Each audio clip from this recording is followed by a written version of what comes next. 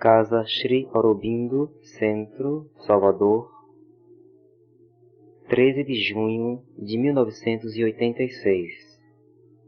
Rolf lê a seguir Collected Works of the Mother, páginas 96 a 102. Ri alto, assim, por causa das explicações ou das respostas que ele dá às perguntas. Achei assim. Mas não sei se dá para entender. Bom, é um dia assim de mais movimento. Várias pessoas colocam coisas, várias pessoas perguntam, ela responde, tem diálogo mesmo entre ela e uma pessoa. Quer dizer, tem assim bem mais movimento.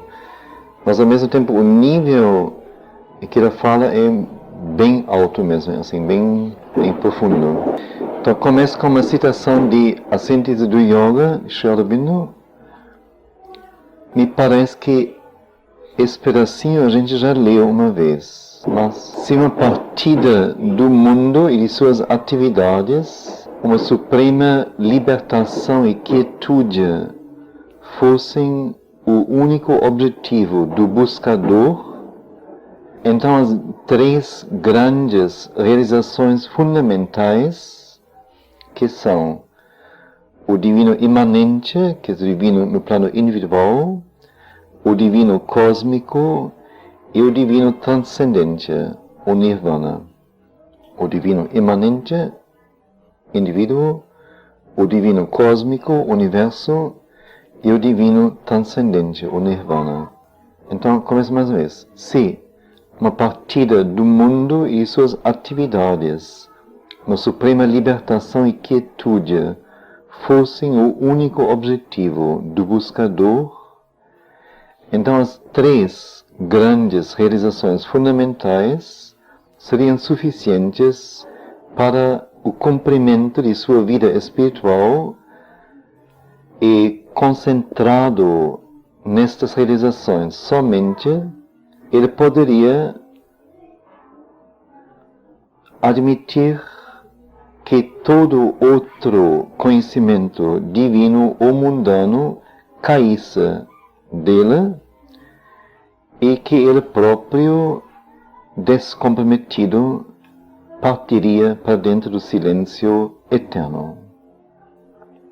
Isto aconteceria se uma partida do mundo das atividades fosse o único objetivo. Mas, diz ele tem que tomar conta do mundo e de suas atividades. Aprender, perceber que verdade divina possa estar atrás do mundo e de suas atividades e reconciliar esta aparente oposição entre a verdade divina e a criação manifestada, que é o ponto de partida da maior parte da experiência espiritual. Vemos nessa última parte. Mas o buscador espiritual tem que tomar conta do mundo e de suas atividades.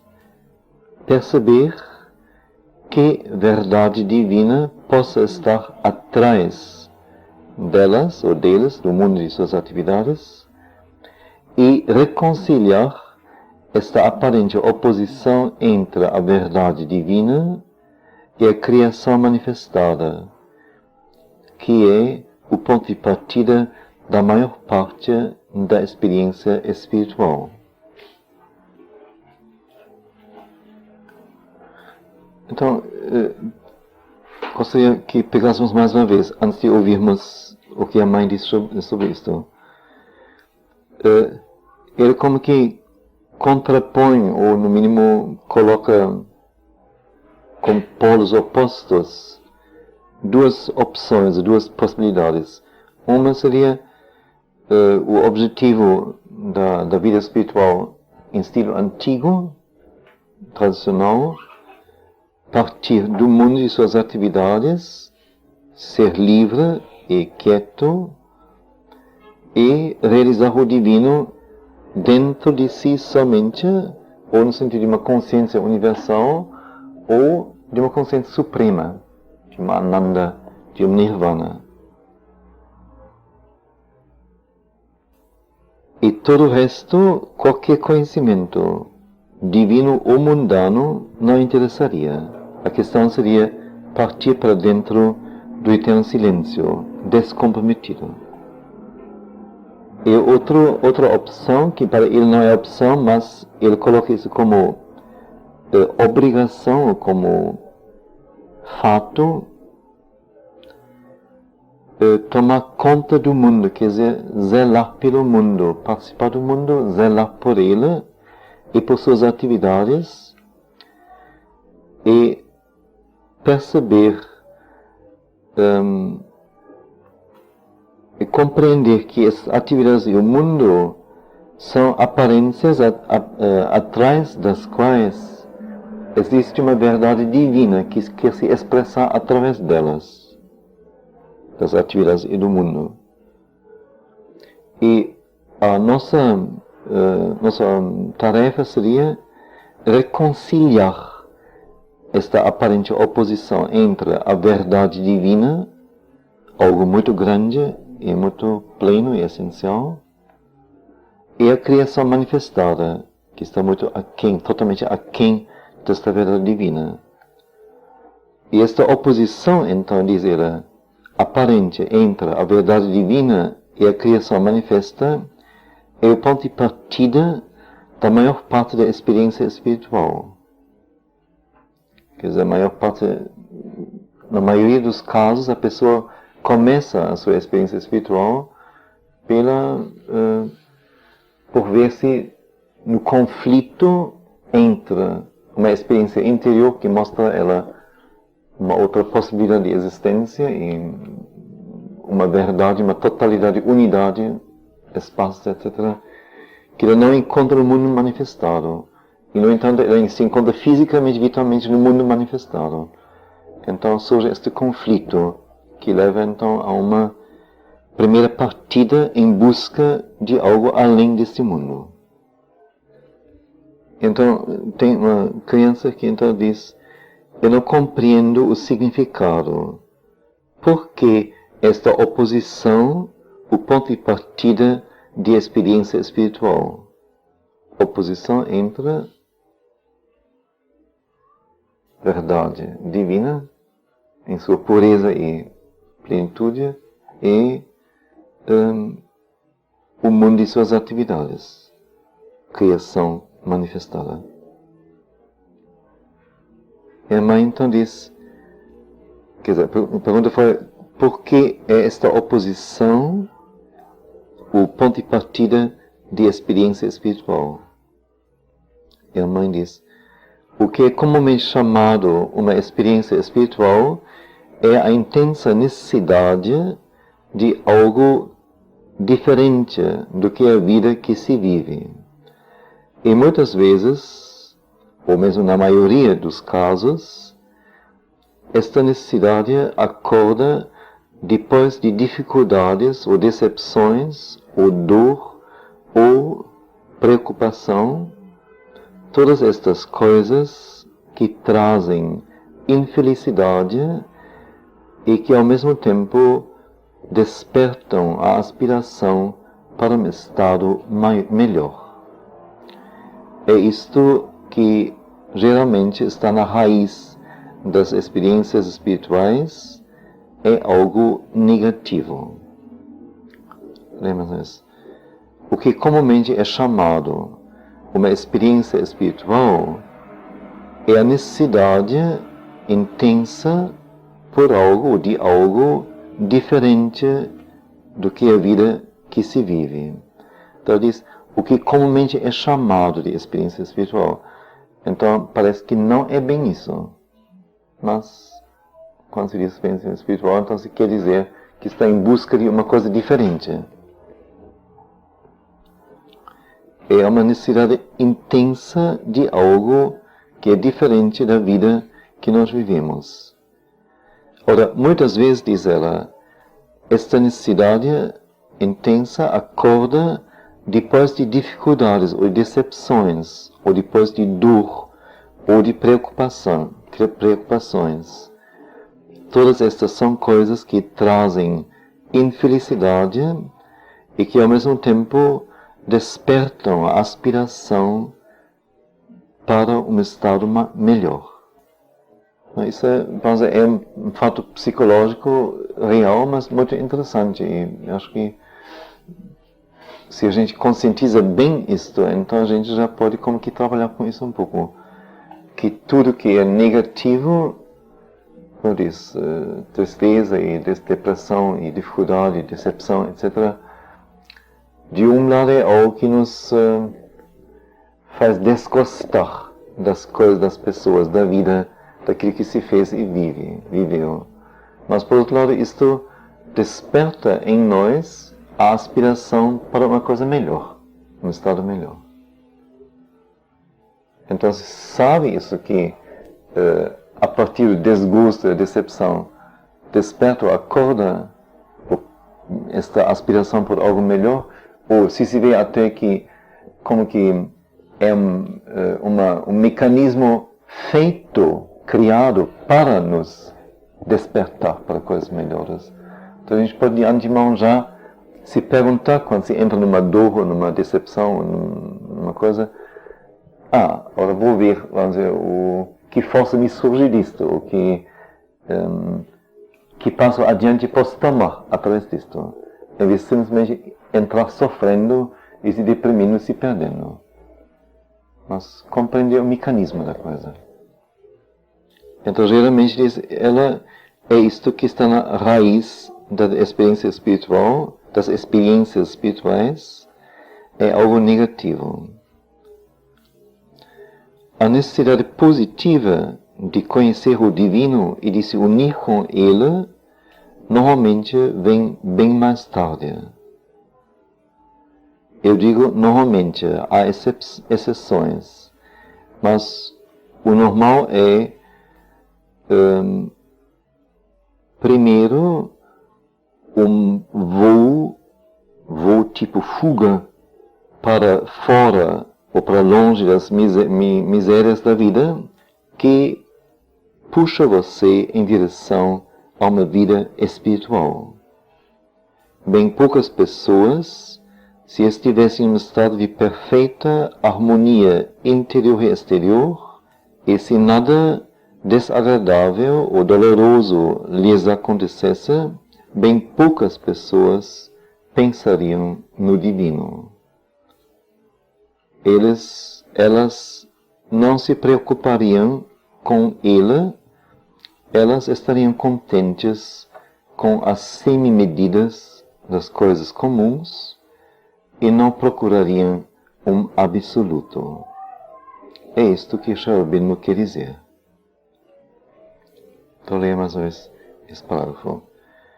Então, primeiro ela falou só do aspecto negativo, quer dizer, que o negativo, o fracassar, o falhar na vida, ou a vida falhar para nós, ou relacionamentos falharem para nós, ou a gente não conseguir o que se quer, que esta coisa negativa normalmente é o ponto de partida para uma experiência espiritual, uma busca espiritual, de um estado melhor, independendo das circunstâncias.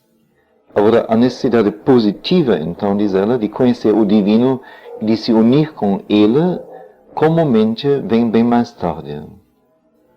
Que é primeiro a queda, ou a perdição, depois a aspiração, a caminhada, e depois, então, positivamente, um conhecimento e uma união com o divino. Mas, diz ela, eu digo comumente, há exceções, mas o normal é que há primeiro um voo para longe das misérias da vida que puxa você em direção à vida espiritual. Bem poucas pessoas, é uma coisa muito verdadeira, muito real, não?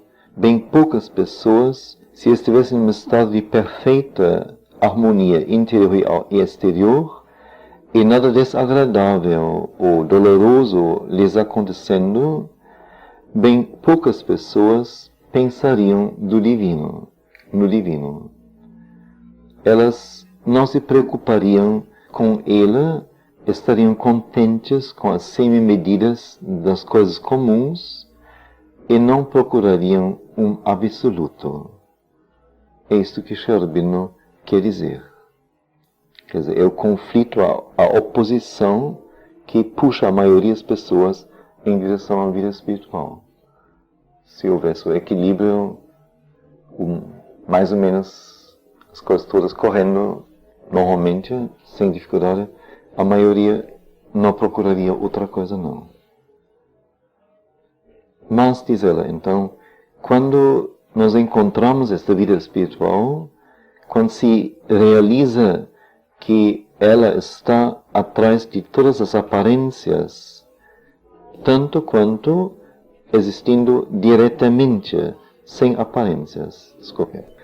Mas quando se encontrou esta vida espiritual, então se realiza, se verifica, se compreende, vê que essa vida espiritual está atrás de todas as aparências, tanto quanto diretamente, sem aparências.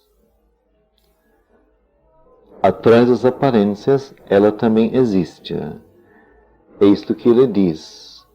Nós temos que encontrar e reconciliar estas oposições. Há um lugar ou um estado de consciência em que elas são reconciliadas. Mas primeiro você tem que ir assim, eu faço um gesto de ascensão. E depois você volta desse jeito, um gesto de descida. Pronto.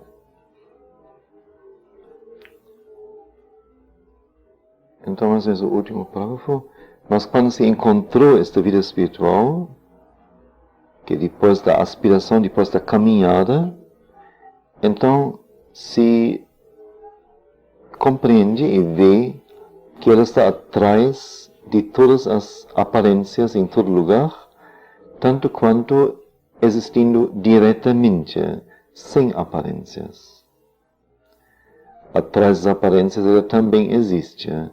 É isto que ele diz. Nós temos que encontrar e reconciliar estas oposições. Há um lugar ou um estado da consciência em que elas são reconciliadas, as oposições. Mas primeiro nós temos que ir desse jeito, e o movimento, o gesto da ascensão, e depois se volta desse jeito, gesto de descida. Pronto.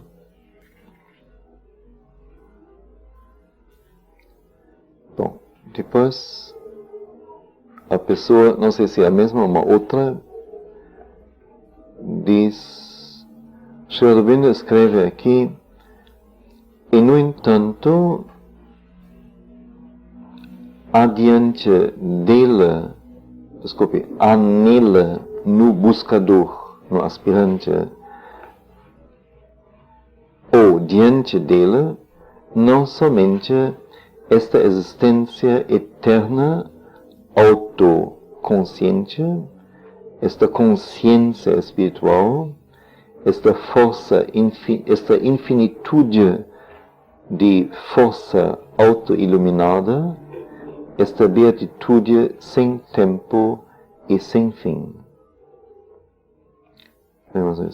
E no entanto, há nele, no buscador, ou diante dele, não somente esta existência autoconsciente, esta consciência espiritual, esta infinitude de força auto-iluminada, esta beatitude sem tempo e sem fim. Há também, constante também à sua experiência, este universo em espaço e tempo medíveis. Alguma coisa talvez de finito, sem limite, e nele tudo é transitório, limitado, fragmentário. Então, mas a segunda parte, então, além da revelação na experiência interior de uma eterna existência, de uma consciência espiritual, de uma força infinita, de uma beatitude sem tempo e sem fim. Então, além desta experiência interior, ele vê também com que exteriormente, constante a sua experiência, mais sensorial, mental, física, este universo em espaço e tempo medíveis. Alguma coisa talvez de finito sem limite. E neste finito sem limite, neste universo, tudo é transitório, limitado, fragmentário. Então a pessoa pergunta, finito sem limite. O que significa? Finito sem limite. O que significa? E a mãe diz, é uma tentativa de formular algo que não pode ser formulado. É uma tentativa de formular algo que não pode ser formulado. De fato, nós poderíamos quase dizer que os detalhes são finitos e o todo é infinito. Mas ele não diz, Sri Aurobindo, infinito. Ele diz sem limite. Sem limite no espaço e sem limite no tempo. Mas, no entanto, limitado em si. Cada detalhe tem seu próprio limite e o todo não tem nenhum. Então, mais vezes, é uma tentativa de formular algo que não pode ser formulado. De fato, nós podemos quase dizer que os detalhes são finitos e o todo é infinito. Mas ele não diz infinito, ele diz sem limite. Sem limite no espaço e sem limite no tempo. Mas, no entanto, limitado em si. Cada detalhe tem seu próprio limite e o todo não tem nenhum.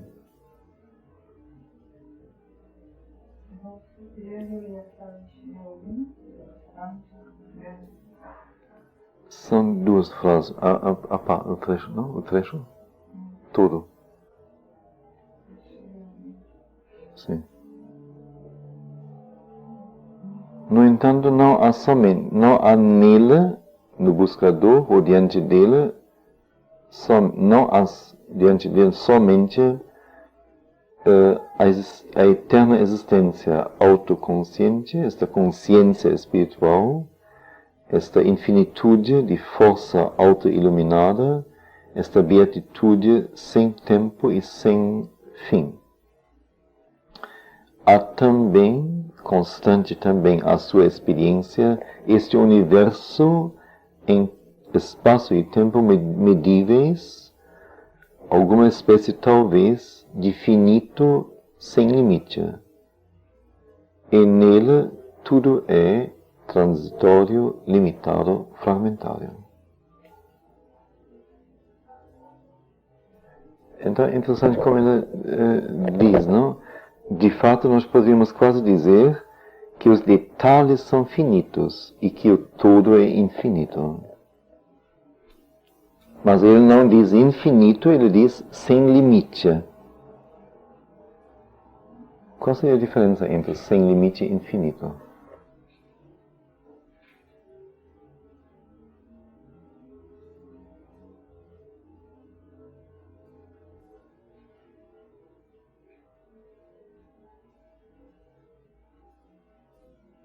Tem duas naturezas, não? Uma natureza é um caráter, uma qualidade é ser finito, quer dizer, ter fim. Fim no espaço, fim no tempo. É a partir daí fim em tudo. E outra é infinito, não ter fim. Nem em espaço, nem em tempo, em nada. Ser infinito. Ora, este finito, então, se estende além da percepção de limites. Vamos dizer, tem esse livro, vamos dizer, infinito limitado. Isso é claro. Então aqui eu posso delimitar os limites. Mas, vamos dizer, a minha vida deste momento, ela é limitada, definível. Eu posso me perceber o que estou fazendo no momento, eu sei mais ou menos o que me levou a isto, e sei o que decorrerá disto nos próximos momentos, próxima meia hora, assim, mais ou menos posso pressupor.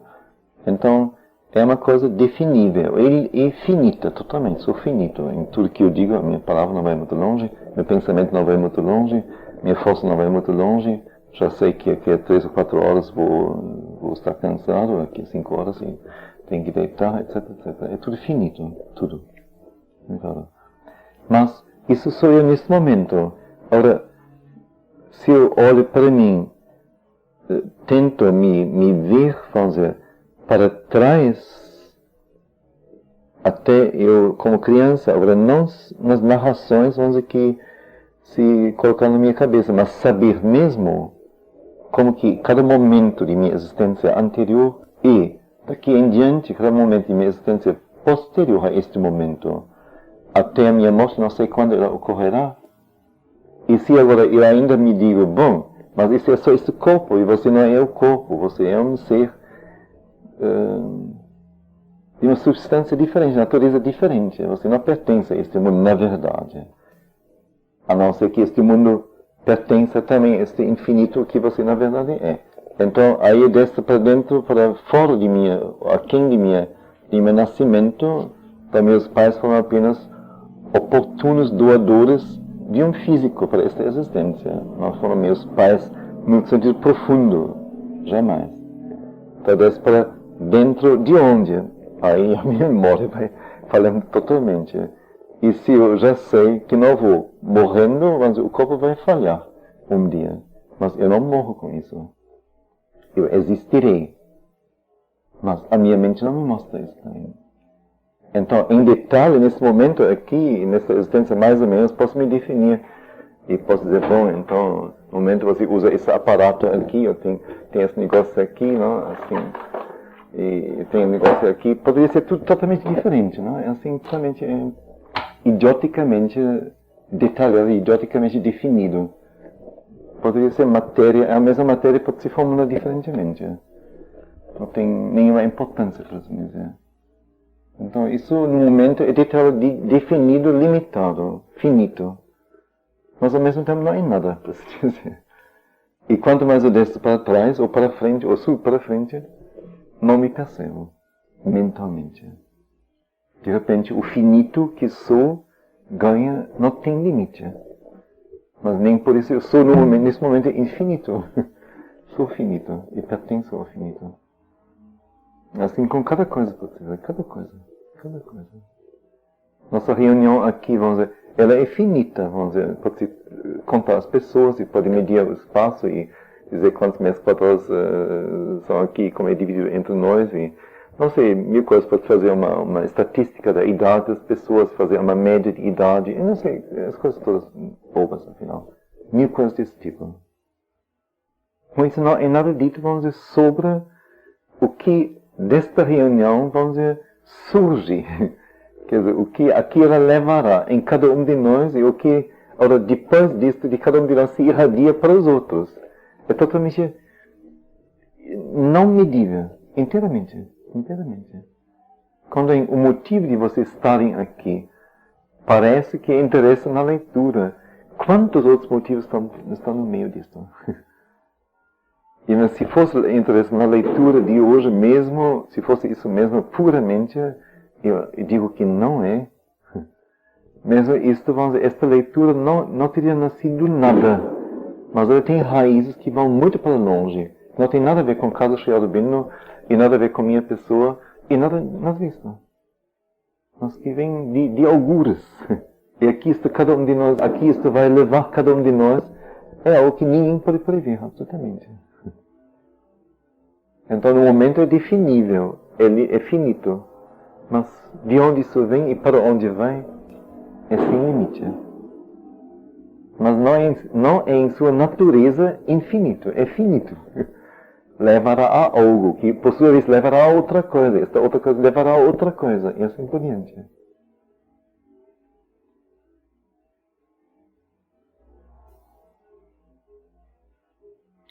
Então diz, de fato nós poderíamos quase dizer que os detalhes são finitos e que o todo é infinito. Mas ele não diz infinito, ele diz sem limite. Sem limite em espaço e sem limite em tempo, mas ainda assim limitado em si. Cada detalhe tem seu próprio limite e o todo não tem nenhum. Doce Mãe, uma outra coisa eu não entendi. Ela é um pouco mais abstrato, um pouco mais difícil, eu acho.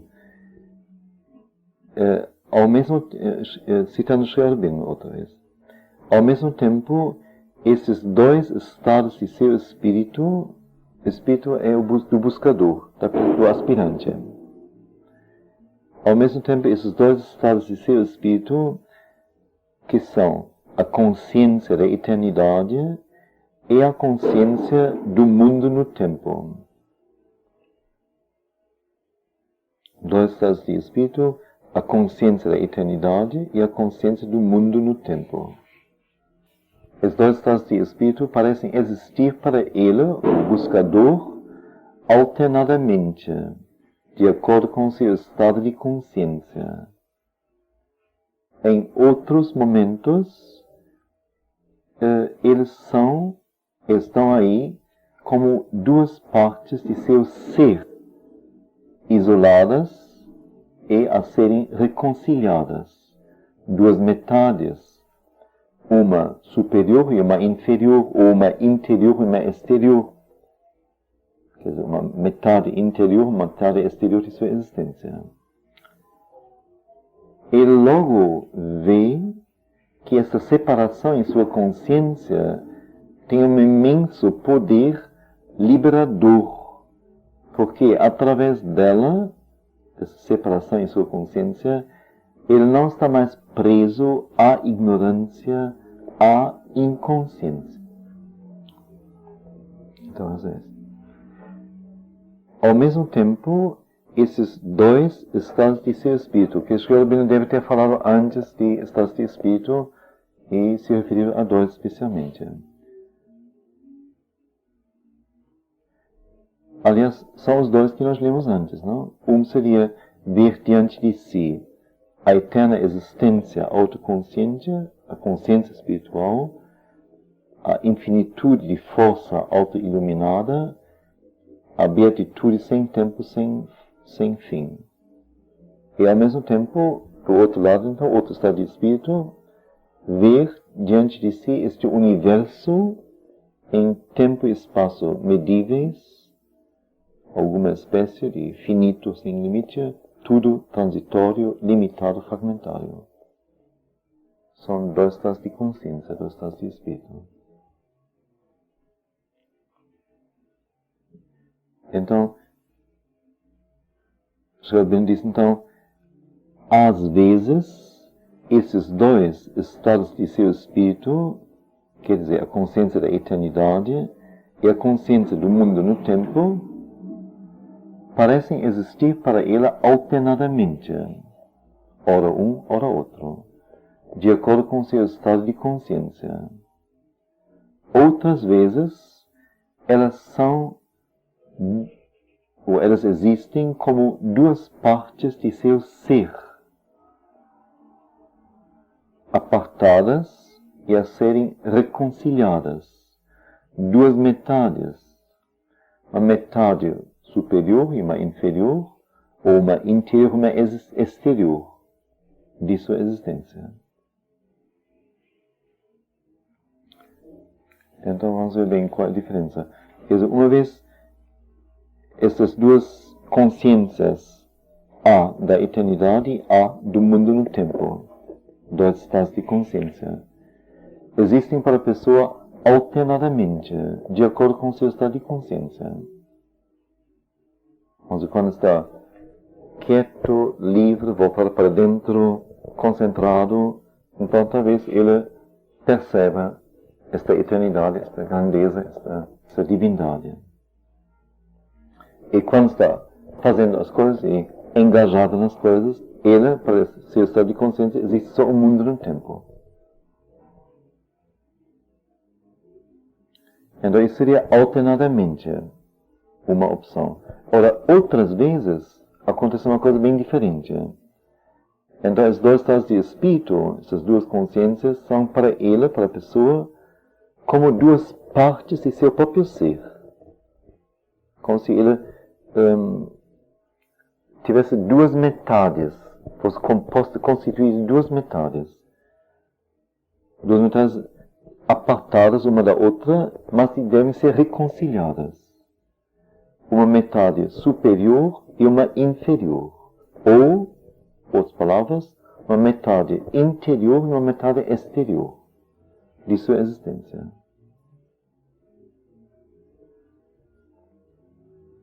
Quer dizer, uma vez ele é sempre a mesma pessoa, com a mesma existência, mas às vezes vê uma coisa, às vezes vê outra coisa. Alternadamente. E a outra vez ele próprio fica em conflito. Quem sou eu? Sou eu esta eternidade, esta imortalidade, esta coisa espiritual? Ou sou eu o corpo, a mente, a vitalidade? Que sou eu?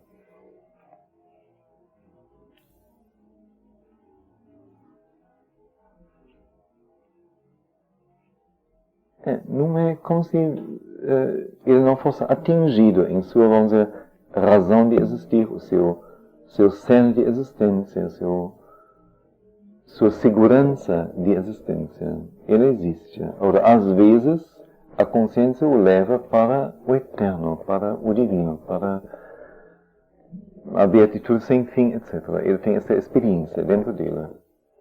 E às vezes, alternadamente com isso, então, ele está no mundo, participa do mundo, vê as coisas, responde, vive. Mas não tem problema para ele. Não causa nele nenhuma divisão de ser. Simplesmente ele vê as duas coisas. E no outro, ele experiencia uma divisão de ser. Ele se vê como eterno, infinito, imortal em dois momentos, e se vê em outros momentos como animal, como corpo, como vitalidade, como mente. Ele sofre e não sabe como reconciliar as coisas, mas deve reconciliá-las. E agora, isso é interessante. Aí justamente a pessoa não entende. Então ele fala então de duas metades. A segunda opção que nós vimos, a segunda versão, são duas metades do ser, ou da existência. Metade superior, metade inferior. Superior eternidade, inferior este mundo. Metade interior e exterior. Isso é a mesma coisa. Logo ele vê que essa separação em sua consciência tem um imenso poder liberador. Logo ele vê que essa separação em sua consciência, esse conflito, esse não saber como se decidir, como reconciliar, tem um imenso poder liberador. Porque através dessa separação, desse conflito, ele não é mais preso à ignorância, à inconsciência. Como é isso?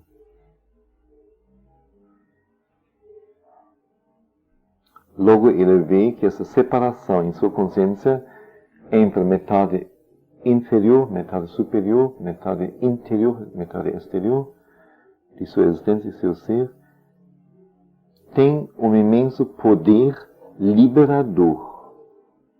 Porque através dessa separação, desse conflito que se cria nele, ele não é mais preso à ignorância, à inconsciência.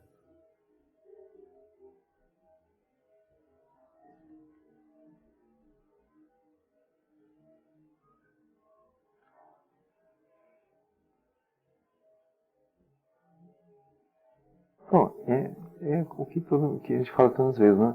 Enquanto as coisas são naturais para nós, que a gente aprendeu como criança, e como se vive, e como se fala, e como se pensa, e como se ama, e como se movimenta no mundo, enquanto isso é natural, que se aprendeu inicialmente, então está sendo a ignorância, a inconsciência, não se percebe nada. Os conflitos são conflitos apenas, vamos dizer, existenciais, não existenciais, dentro da faixa daquilo que existe. Eu diria conflitos práticos, natureza prática, por assim dizer só. De vida.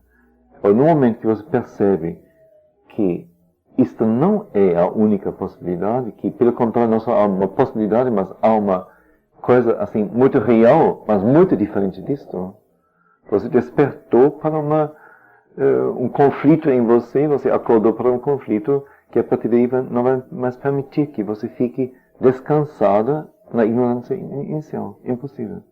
Se viu a outra coisa.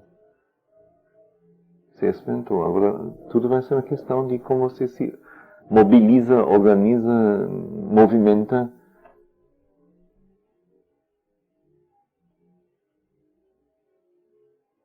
E para todos nós, é óbvio que estamos aqui.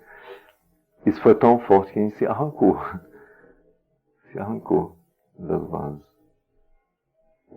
Exteriormente, no mínimo, vamos dizer, o próprio grupo centro, não? E, Vanette, Lilian, Marcel, Rosalita, em termos íntegros e consciência.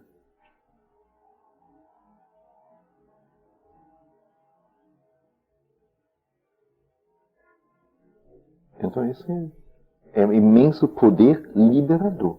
É isso mesmo. É o conflito que foi tão forte que se deixou atrás, ou que não se conseguiu mais se encaixar, se enquadrar, se permanecer. Não ficamos mais presos à ignorância, presos à inconsciência.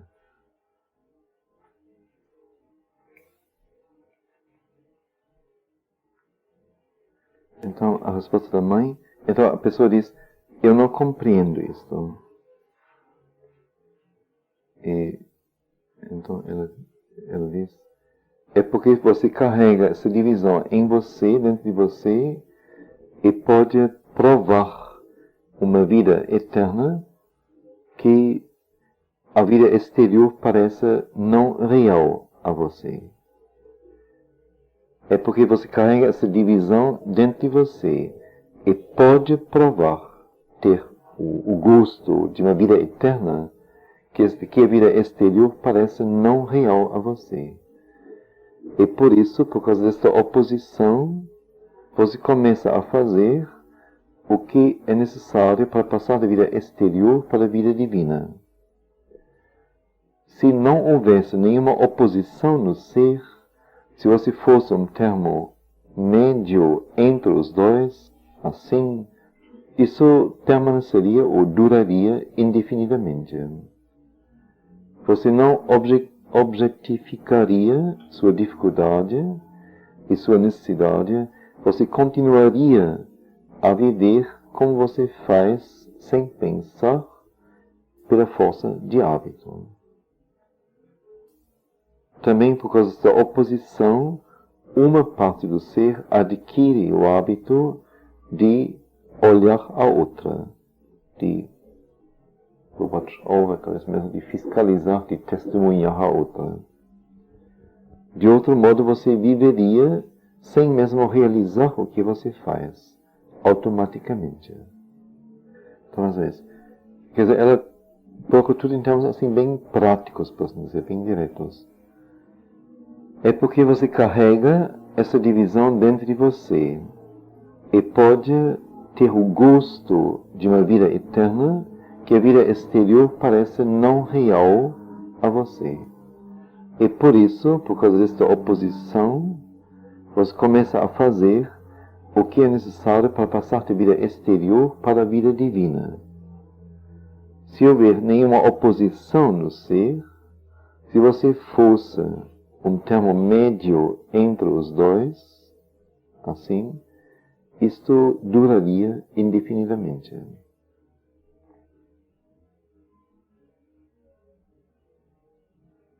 você não objetificaria sua dificuldade, você não a perceberia objetivamente e a sua necessidade, você continuaria a viver como você o faz, sem pensar, pela força do hábito. Também por causa dessa oposição, uma parte do ser adquire o hábito de olhar a outra. De outro modo, você viveria sem mesmo realizar o que você faz automaticamente.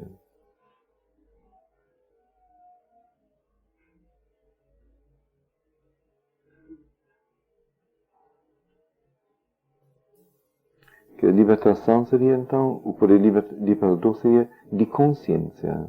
Você começa a perceber que a vida, que até então lhe parecia tudo, e a coisa certa, a coisa real, que ela na verdade não é isto.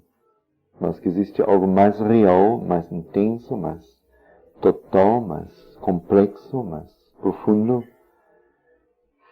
E você pode ter um gosto disto, e a partir daí, então, por essa oposição, você começa a agir, a fazer as coisas que são necessárias para você poder fazer a passagem, para você poder construir a ponte, e passar pela ponte, e cada vez mais unir as duas metades. Ora, se não houvesse, então, esta oposição no ser, e se nós fôssemos um termo médio entre as duas partes, então não haveria nenhum despertar. Isto duraria indefinidamente. E pela força do hábito se continuaria a viver sem pensar. É interessante a segunda colocação também, não? Que por causa da oposição, uma parte do ser adquire o hábito de olhar a outra, de observar, de fiscalizar, de verificar o que ela faz. Se não houvesse oposição, não haveria um distanciamento, não? De uma para a outra. Então se poderia ver o que se faz.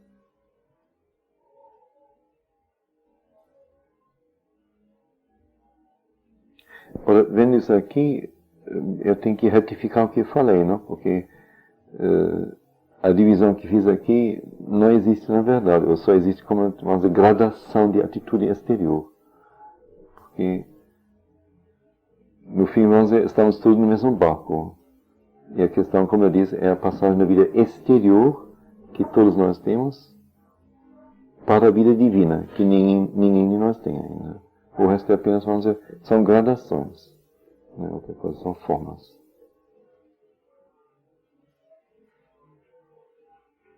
A questão é a mudança de consciência.